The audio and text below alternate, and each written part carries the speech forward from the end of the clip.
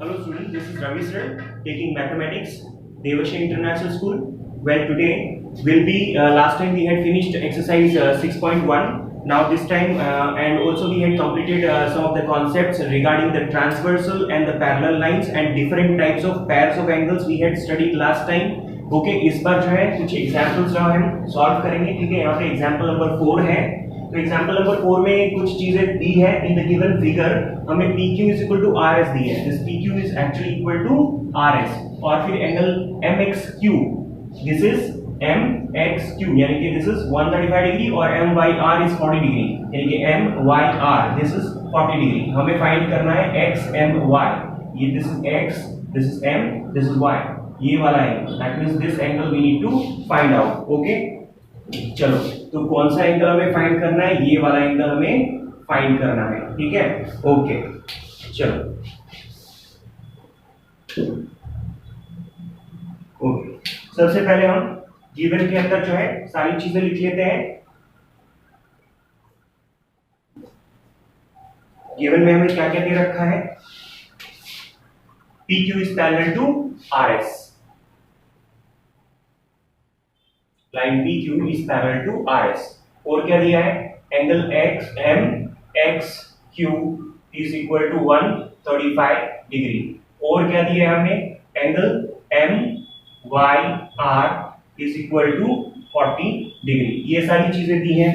इसके बाद में हमें प्रूफ क्या करना है? फाइंड क्या करना है? ठीक है, टू फाइंड क्या फाइंड करना है? In the question they are given we need to find angle XMY.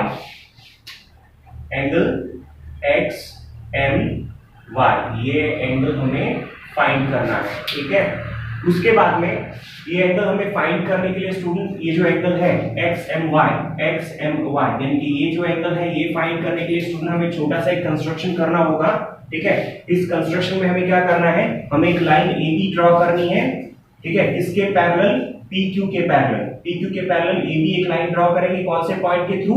Point M के थ्रू, जो उन्होंने फिगर में ऑलरेडी दे रखा है. तो इस पॉइंट के थ्रू हम एक पैरेलल ड्रॉ करेंगे PQ के. ठीक है, तो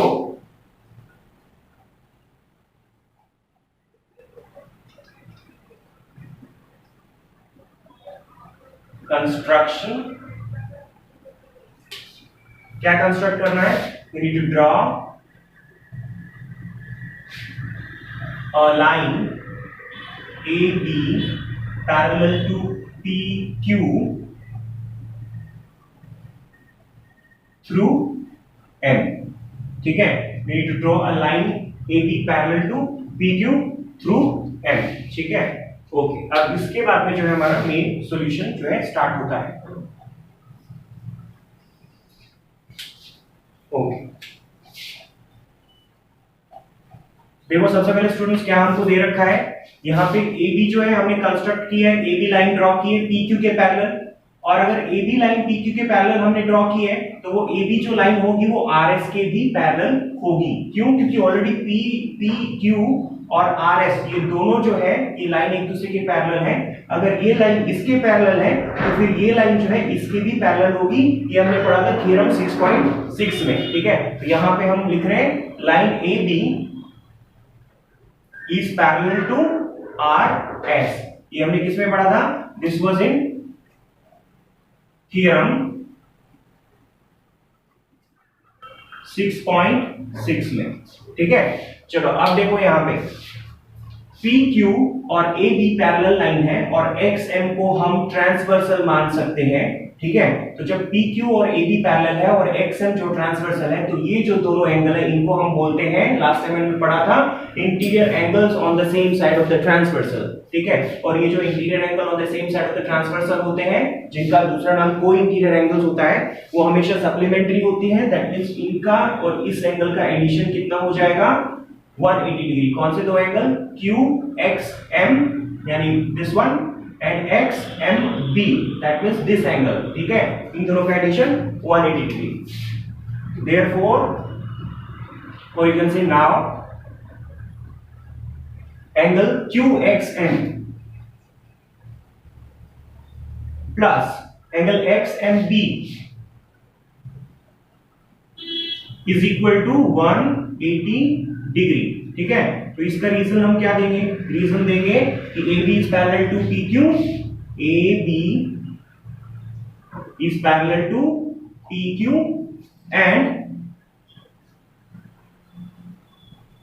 interior angles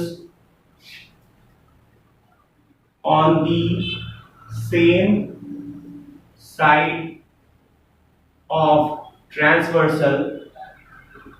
कौन सा ट्रांसवर्सल? XM। ठीक है, XM आर सप्लीमेंट्री।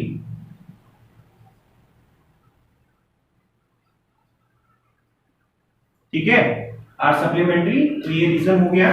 ठीक है, चलो नेक्स्ट स्टेप में हम क्या करेंगे? नेक्स्ट स्टेप में हम जरा देखेंगे QXM कितना है। QXM ये 135 है। ठीक है, तो इसकी जगह पे मैंने नेक्स्ट स्टेप में क्या लिख दिया? 135 डिग्री। ठीक है, okay, plus XMB is equal to 180 degree. अब ये 135 उधर जाकर के 180 में से लेस होगा तो हमें मिल जाएगा एंगल XMB। ठीक है, कितना हो जाएगा 180 माइनस 135? 45।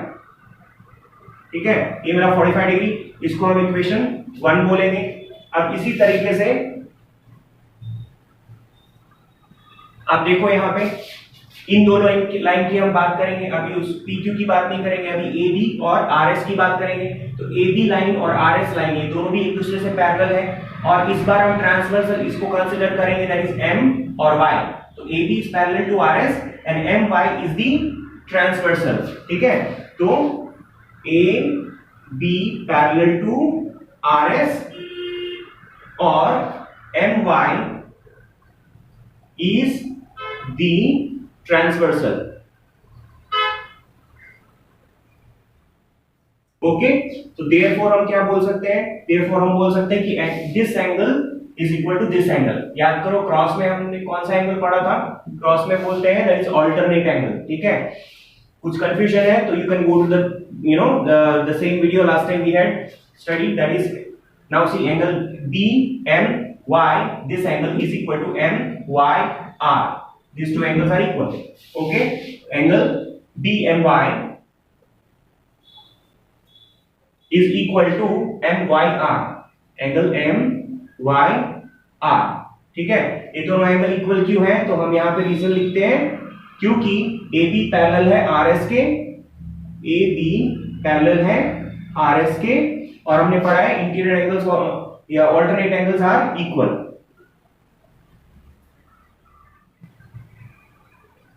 alternate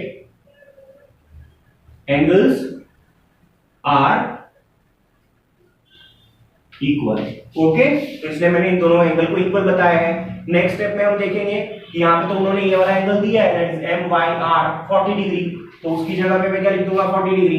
तो angle BMY is equal to 40 degree. Okay, MYR वहां पे 40 डिग्री दिया है, इसको इक्वेशन 2 मानूंगा। अब adding equation 1 and equation 2 what we get? Equation 1 ये है एंगल XMB, LHS ऐड होगा, RHS ऐड होगा। तो angle XMB plus BMY is equal to 45 plus 40। Okay, next step पे हम देखेंगे XMB और BMY। XMB that is this angle and BMY that is this angle. Students, ये दोनों angle को ऐड करेंगे तो क्या मिलेगा? ये पूरा एंगल मिलेगा, दैट इज XMB। तो इस दो एंगल की जगह पे XMB और BMY की जगह पे सीधा बोल सकता हूं XMY। तो इन दोनों की जगह पे angle XMY is equal to ये आता है 85 डिग्री, और यही हमें फाइंड करना था एंगल XMY। तो हमने फाइंड कर दिया। Okay okay, example number 6 students. Example number 6 में उन्होंने एक डायग्राम दिया है हमको। ठीक है, और डायग्राम देने के बाद में हमें कुछ बताया यहाँ पे कि AB is parallel to CD। ये जो लाइन AB है वो इस CD लाइन के पैरेलल है, ठीक है। और फिर बताया कि CD खुद फिर EF के पैरेलल है, तो AB पहले CD के पैरेलल है और फिर CD जो है वो EF के पैरेलल है। और ये चीज हमने सीखी थी स्टूडेंट्स एक्सियोम के माध्यम से कि if equals or if one thing is equal to the other thing, then you know if A is equal to B then B is equal to C then A is equal to C।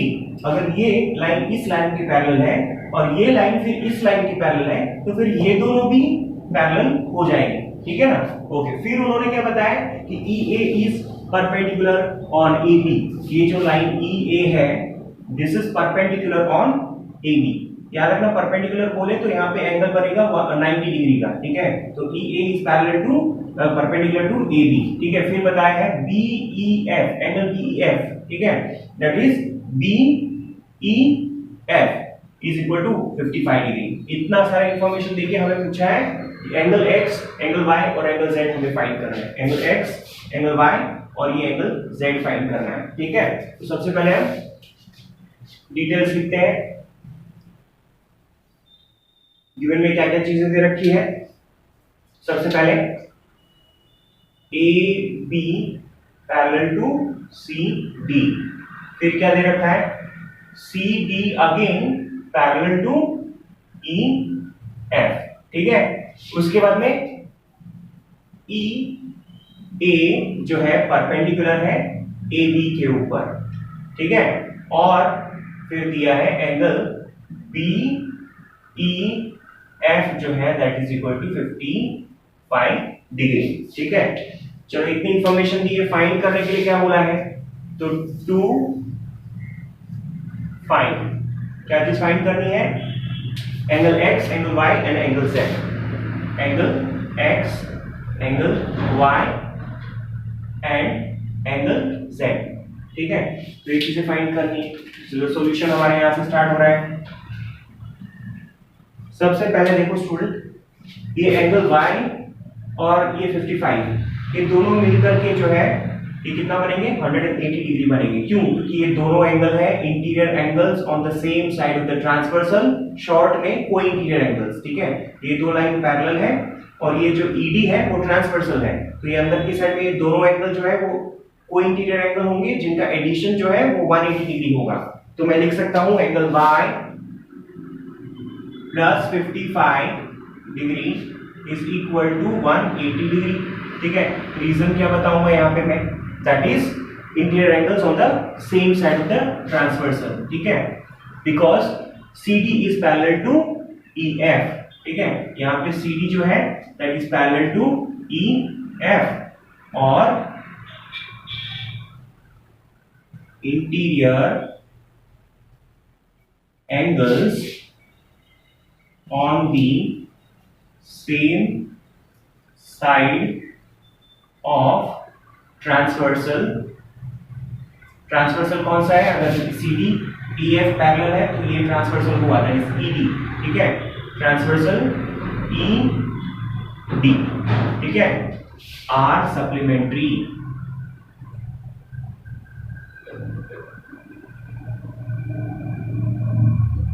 ठीक है। तो ये दोनों line parallel है और interior angles on the same side of the transversal that is ED वो हमेशा supplementary होंगे और सप्लीमेंट्री का मतलब दोनों एंगल का एडिशन 180 डिग्री होगा। तो देयरफॉर हम जो है यहां से एंगल Y जो है वो फाइंड कर सकते हैं। 55 डिग्री 180 में से जाकर के लेस होगा on the other side RHS में, तो कितना मिल जाएगा, दैट इज 125 डिग्री, ठीक है। देखो पहले स्टेप में ही हमें पहला एंगल जो है मिल गया, उन्होंने XYZ बोला था, हमें Y मिल चुका है। अब देखो स्टूडेंट, एंगल X और एंगल Y एक इस तरह के एंगल होते हैं, याद करो। अगर AB और CD ये दो लाइनें पैरेलल है और इसको ट्रांसवर्सल मानो दैट इज BD को ट्रांसवर्सल मानो, तो यहाँ पे ये ऊपर वाला एंगल, ठीक है, और यहाँ पर भी इस साइड में ऊपर वाला एंगल, इनको बोलते हैं करस्पॉन्डिंग एंगल, ठीक है। लास्ट वीडियो में चेक कर लेना, हमने सारे टाइप ऑफ एंगल पढ़े हैं। तो X और Y करस्पॉन्डिंग एंगल कहलाएंगे और वो दोनों इक्वल होंगे, ठीक है। तो हम क्या लिखूंगा यहाँ पे, that is angle X is equal to angle Y, angle X is equal to angle Y। और मैं यहाँ पे रीजन क्यों लिखूंगा, क्यों है angle X is equal to angle Y, because that is AB is parallel to CD, AB parallel to CD और यहाँ पे DB जो है वो क्या है, ट्रांसवर्सल है, तो फिर कैसा हो जाएगा, that is corresponding angle axiom. ठीक है,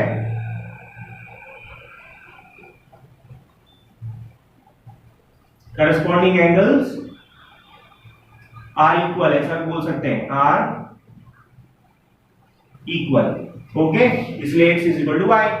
और नेक्स्ट स्टेप में y तो हमने ऊपर ही पता कर लिया था 125 डिग्री, तो यहाँ पे x भी क्या हुआ 125 डिग्री। चलो ये x भी हमें मिल गया है। अब हमें एंगल z जो है वो फाइंड करना है। तो देखो स्टूडेंट, हम यहाँ पे कैसे जाएंगे, AB जो लाइन है वो CD के पैरेलल है और CD जो लाइन है वो EF के पैरेलल है, तो फिर AB लाइन भी डायरेक्टली EF के पैरेलल हो जाएगी। ठीक है, और इस केस में जो है ट्रांसवर्सल हम EA को मानेंगे, राइट। तो ये एंगल और ये एंगल हो जाएंगे को इंटीरियर एंगल्स, या फिर बोलो interior angles on the same side of the transversal. Remember this line parallel and this is the transversal, EA is the transversal, तो ये दोनों एंगल हो जाएंगे interior angles on the same side of the transversal. ठीक है, again AB is parallel to CD and CD is parallel to EF. Therefore AB is parallel to EF. So in this case these two lines are parallel and EA is the transversal, तो इन दोनों angle का addition क्या हो जाएगा 180 degree. कौन से दो angle, angle EAB, angle EAB plus ये एंगल हमें बता दिया और दूसरा ये वाला बताना है, तो कैसा बोलेंगे, angle FEA,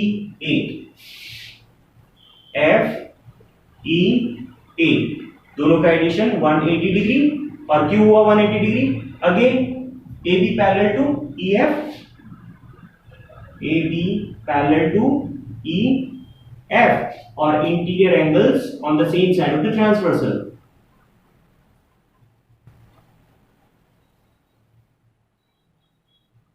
On the same side of transversal, और यहां पे ट्रांसवर्सल क्या हुआ EA। ठीक है, R क्या हो जाएंगे सप्लीमेंट्री, यानी कि 180 डिग्री।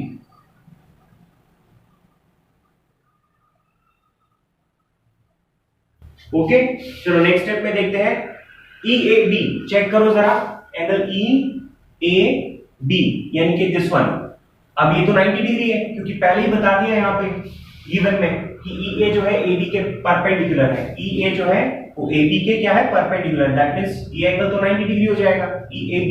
ठीक है, तो EAB की जगह पे मैं लिख दूंगा 90 डिग्री प्लस FEA। आप चेक करो FEA, F E और A, तो ये पूरा जो एंगल है वो बनता है दो एंगल के एडिशन से, एक Z और दूसरा 55। तो ये पूरे एंगल की जगह पे मैं लिख सकता हूं Z और 55। ठीक है, तो FEA की जगह पे एंगल Z, ठीक है, और 55 डिग्री। ठीक है, that is equal to 180 degree.